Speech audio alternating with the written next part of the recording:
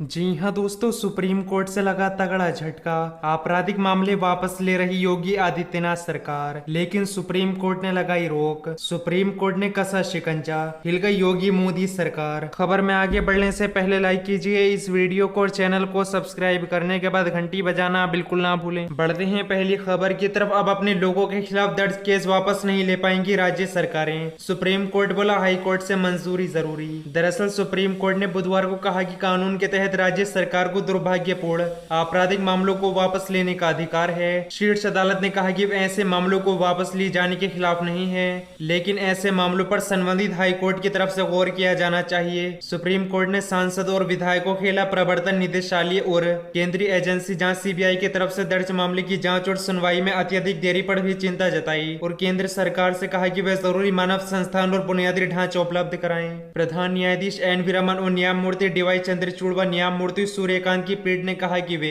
इस मुद्दे पर एक विस्तृत आदेश पारित करेगी। इसके साथ ही पीठ ने कहा कि वे ईडी, सीबीआई जैसी जांच एजेंसियों पर कुछ भी नहीं कह रही है। इसके साथ ही पीठ ने कहा कि वे ईडी, सीबीआई जैसी एजेंसियों पर कुछ भी नहीं कह रही या कोई राय नहीं व्यक्त कर रही, क्योंकि इससे उनका मनोबल प्रभावित होगा, लेकिन उन्हें यह सुनिश्चित करना चाहिए कि सुनवाई जल्द पूरी हो। पीठ ने कहा, हम जांच एजेंसियों के बारे में कुछ नहीं करना चाहते क्योंकि हम उनका मनोबल नहीं गिराना चाहते। इन अदालतों में 200 से अधिक मामले हैं। तुषार मेहता को यह कहते हुए खेद है कि यह रिपोर्ट अधूरी है। 10 से 15 साल तक आरोप पत्र दाखिल नहीं करने के लिए कोई कारण नहीं बताया गया है। सिर्फ करोड़ों रुपए की संपत्ति कुर्क करने से कोई मकसद पूरा नहीं हो जाता। शीर्ष अदालत अधिवक्ता अश्विनी उपाध्याय की जनहित याचिका पर सुनवाई कर रही है, जिनमें जघन्य अपराधों में दोषी ठहराए जाने जनप्रतिनिधियों पर आजीवन प्रतिबंध लगाने और उनके मुकदमों का शीर्ष निपटारा करने का अनुरोध किया गया है। प्रधान न्यायाधीश एन वी रमन ने कहा कि अदालत ने ईडी और सीबीआई की रिपोर्ट पर गौर किया है, लेकिन यह हमारे लिए कहना आसान है, मुकदमे में तेजी लाना आदि, लेकिन हम ये भी नहीं जानते कि इससे कई मुद्दे जुड़े हैं। न्यायाधीशों, अदालतों की बुनियादी ढांचे की कमी है। मैंने संदेश में कुछ नोट भी तैयार किए हैं। 2012 से ईडी के कुल 76 मामले लंबित हैं। सीबीआई के 58 मामले आजीवन कारावास से जुड़े और सबसे पुराना मामला 2000 का है। पीठ ने कहा कि वे इस मुद्दे पर पहले ही सोलिसिटर जनरल तुषार मेहता ने अपनी नाराजगी और आपत्ति जता चुकी है और उसने कुछ करने को कहा है। पीठ ने कहा कि आपको इस मुद्दे पर कुछ नहीं करना होगा मिस्टर मेहता, हमें इस तरह अधर में न छोड़ें। बढ़ते हैं अगली खबर की तरफ। एयरपोर्ट ट्रेन के बाद अब हाईवे बेचेगी मोदी सरकार। कांग्रेस नेता बोले, शुक्र है लोगों की किडनी नहीं बेच रहे। दरअसल केंद्र में सत्तारूढ़ मोदी सरकार देश को बेचने की पूरी प्लानिंग बना चुकी है। साल 2014 में सत्ता संभालने के बाद मोदी सरकार ने कई सरकारी संस्थानों का निजीकरण कर दिया है। अब खबर सामने आ रही है कि मोदी सरकार देश की कई सरकारी संपत्तियों को बेचने की तैयारी में जुट गई है। खबर के मुताबिक मोदी सरकार ने टेलीकॉम टावर, रेल, हवाई अड्डों, ट्रांसमिशन लाइन, गैस पाइपलाइन,